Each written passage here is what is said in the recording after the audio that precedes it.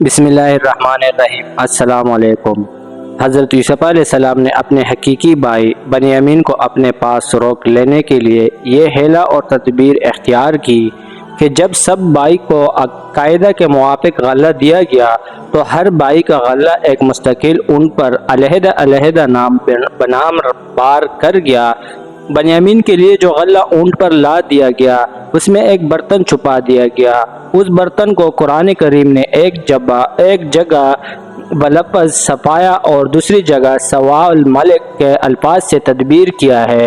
سکایا کے معنی پانی پینے کا برتن اور سوا بھی اسی طرح کے برتن کو کہتے ہیں۔ اس کو ملک کی طرف سے منسوب کرنے سے اتنی بات اور معلوم ہوئی کہ یہ برتن کوئی خاص قیمت اور حیثیت رکھتا تھا۔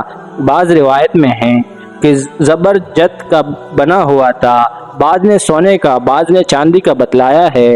بہرحال یہ برتن جو بنیامین کے سامان میں چھپا دیا گیا تھا، خاصا قیمتی برتن ہونے کے علاوہ ملک مصر سے کوئی احتسام بھی رکھتا تھا، خواہ یہ کہ وہ خود اس کو استعمال کرتے تھے یا یہ کہ ملک نے بامر خداس برتن کو غلہ نہ پینے کا پیمانہ بنا دیا تھا۔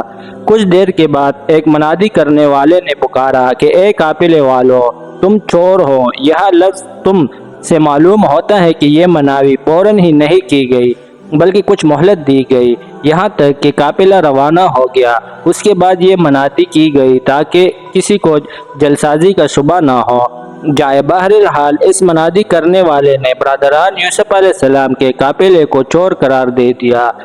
برادران یوسف منادی کرنے والے کی طرف متوجہ ہو کر کہنے لگے کہ تم ہمیں چور بنا رہے ہو، یا تو کہو کہ تمہاری کیا چیز گم ہو گئی ہے۔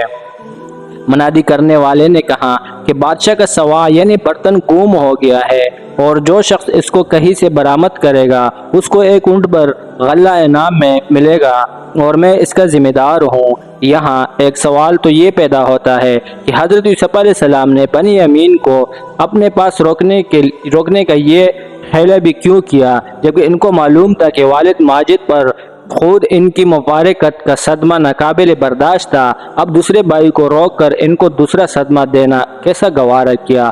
دوسرا سوال اس سے زیادہ اہم یہ ہے کہ بے گناہ بھائیوں پر چوری کا الزام لگانا اور اس کے لیے جلسازی کی کہ ان کے سامان میں خفیہ طور سے کوئی چیز رکھ دی اور پھر اعلانیہ ان کی رسوائی ظاہر ہو، یہ سب کام ناجائز ہے۔ اللہ کے نبی یوسف علیہ السلام نے ان کو کیسے گوارا کیا؟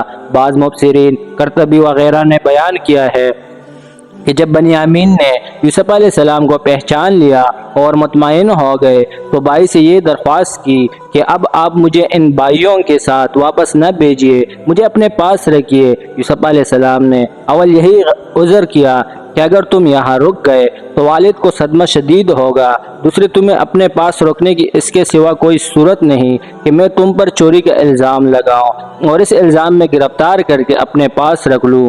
بنیامین ان بھائیوں کی معاشرت سے کچھ ایسے دل تنگ تھے کہ ان سب باتوں کے لیے تیار ہو گئے، لیکن یہ واقعہ صحیح بھی ہو تو والد کی دل آزاری اور سب بھائیوں کی رسوائی اور ان کو چور کہنا صرف بنیامین کے راضی ہو جانے سے تو جائز نہیں ہو سکتا، اور بعض حضرات کی تو یہ جیا کہ منادی کا ان کو چور کہنا یوسف علیہ السلام کے علم و اجازت سے نہ ہوگا، ایک بے دلیل دعویٰ اور صورت واقعہ کے لحاظ سے بھی جوڑ بات ہے۔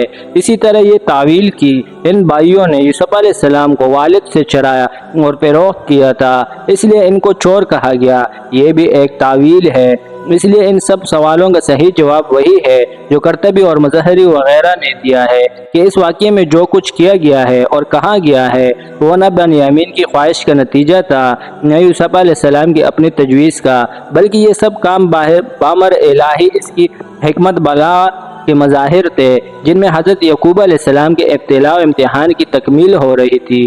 اس جواب کی طرف خود قرآن کی اس آیات میں ارشاد موجود ہے، یعنی ہم نے اسی طرح تدبیر کی یوسف علیہ السلام کے لیے اپنے بھائی کو روکنے کی۔ اس آیات میں واضح طور پر اس حیلہ و تدبیر کو حق تعالی نے اپنی طرف منسوب کیا ہے کہ یہ سب کام جو کہ بامر خداوندی ہوئے تو ان کو ناجائز کہنے کے کوئی معنی نہیں رہتے۔ ان کی مثال ایسی ہو گئی جیسے حضرت موسیٰ اور حضرت خضر علیہ السلام کے واقعے میں کشتی توڑنا، لڑکا کو قتل کرنا وغیرہ بظاہر گناہ تھے، اس لیے موسیٰ علیہ السلام نے ان پر نکیر کیا، مگر خضر علیہ السلام یہ سب کام بازن خداوندی خاص مسالہ کے تحت کر رہے تھے، اس لیے ان کو کوئی گناہ نہ تھا۔ جب شاہی منادی نے برادران یوسف پر چوری کا الزام لگایا تو انہوں نے کہا کہ ارکان دولت بھی خود ہمارے حالات سے واقف ہیں کہ ہم کوئی فساد کرنے یہاں نہیں آئے ورنہ ہم چور ہیں۔